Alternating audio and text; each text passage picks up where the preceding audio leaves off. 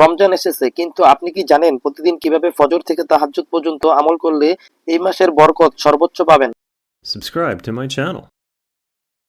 রমজান হলো আত্মশুদ্ধি, তাকওয়া এবং নেক আমলের মাস। প্রতিদিনের সঠিক প্ল্যান আপনাকে রোজার বরকত, ইবাদত এবং সওয়াব সর্বোচ্চ করতে সাহায্য করবে।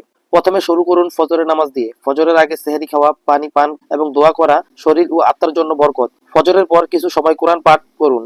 সূচনায় সূরা ফাতিহা ও ছোট ছোট সূরা পড়তে পারেন। সকালের বাকি সময় কাজ বা শিক্ষা করলেও মনে রাখুন আল্লাহর স্মরণে। দুপুরে যে কোনো ফজিলত কাজ করুন, দান, অসহায়দের সাহায্য, নেক কাজ।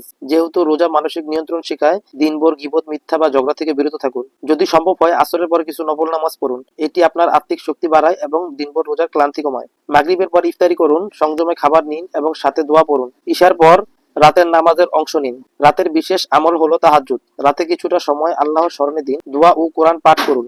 তাহাজ্জুদ থেকে বড় উপকার হলো মন শান্ত হয়, আত্মা শক্তিশালী হয় এবং আল্লাহর কাছে নৈকট্য অর্জিত হয়। দিনের প্রতিটি সময় আল্লাহকে স্মরণ করুন। নেক কাজ এবং ইবাদতকে কেন্দ্র করে পরিকল্পিত করলে রমজান সত্যি জীবনের টার্নিং পয়েন্ট পরিণত হয়।